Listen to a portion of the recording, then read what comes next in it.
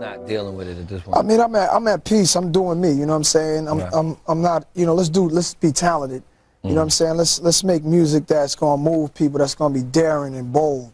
Right. Let's do something that radio might not play. Let's do something that we really feel in our hearts is really saying something to our people. Right. You know what I'm saying? And that's what I'm into now. So who's ever at peace, be at peace. You know what I'm saying? But everybody should know that I'm at peace. So I ain't got no rivalries with no rap. Tell me Absolutely. The next one I do is definitely gonna be different. This album here was a statement. You know, it was a double record. It definitely had nothing to do with radio. Had nothing to do with what was happening on keeping up with what was going on. It was just me. And the next record, I think, you know, after I got this one out of my system, the next record is gonna be. It's gonna be nice, but it's probably gonna be more, probably more understandable. Probably, if that's the right word. I don't know if there's another way to do it. I think the only way to do it is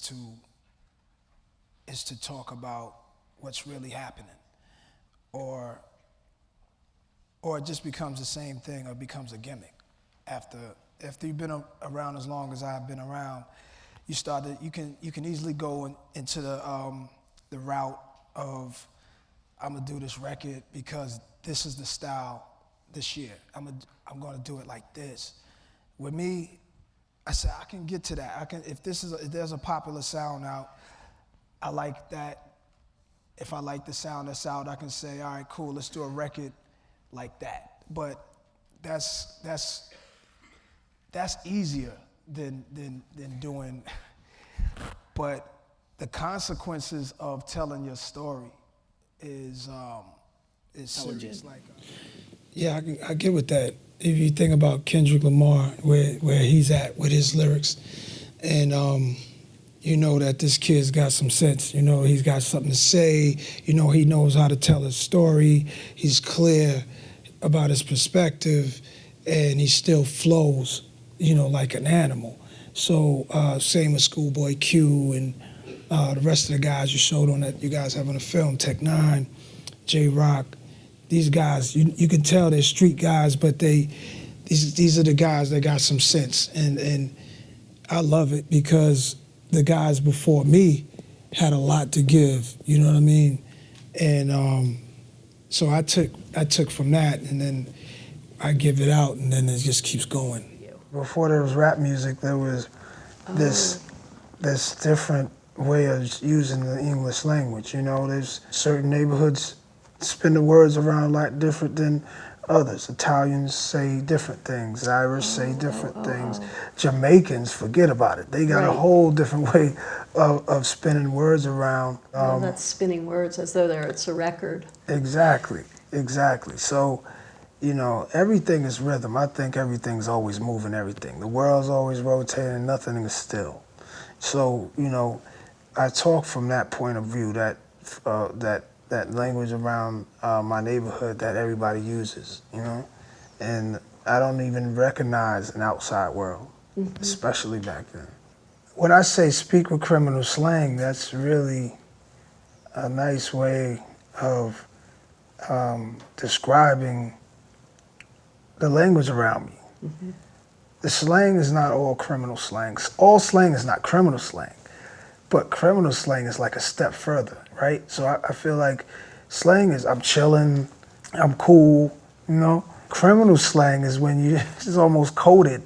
It's almost so that you talk in ways where people don't know what you're talking about. And there's something dark and something mysterious and something dangerous about that. And I'm explaining myself to the listener. You know, I'm like, this is the first time anybody's gonna hear me. It's my first album. And I'm explaining to you how I see myself, how I want you to see me. I'm a disciple of the streets. You still get the same feeling when you first came in the game? Do you still love this shit? Nah, it's definitely changed. The things I like changed. The things I used to like when I was younger, it stayed there when I was young. I just appreciate the feeling that goes into stuff different. So I approach what I do different. I approach making records a lot different. I do what I'm supposed to do. I do it the way I feel that day. It's like I've done so much of the other stuff. I want to find the other flows now just come natural. I don't plan it. It just comes natural. I'm sure it feels like that for a lot of people, but I look at things different. I listen to things a little bit different now. I appreciate songs like Louis Armstrong, What a Wonderful World. It's very simple, but it stands out as something that like is one of the most beautiful songs I ever heard. So yeah, because it's about the art of MCing, and when you're trying to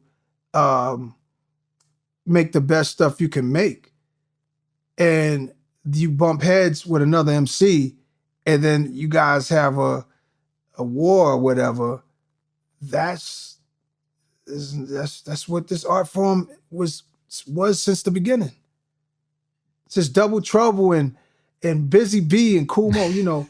But that's what I like about hip hop compared to other genres, is that they go at it in hip hop. You know, like really at it. Not to say that other rockers didn't go at it, other reggae artists didn't go at it, other crooners didn't go at it, but the hip hop will always be around, I think, because of how competitive it is.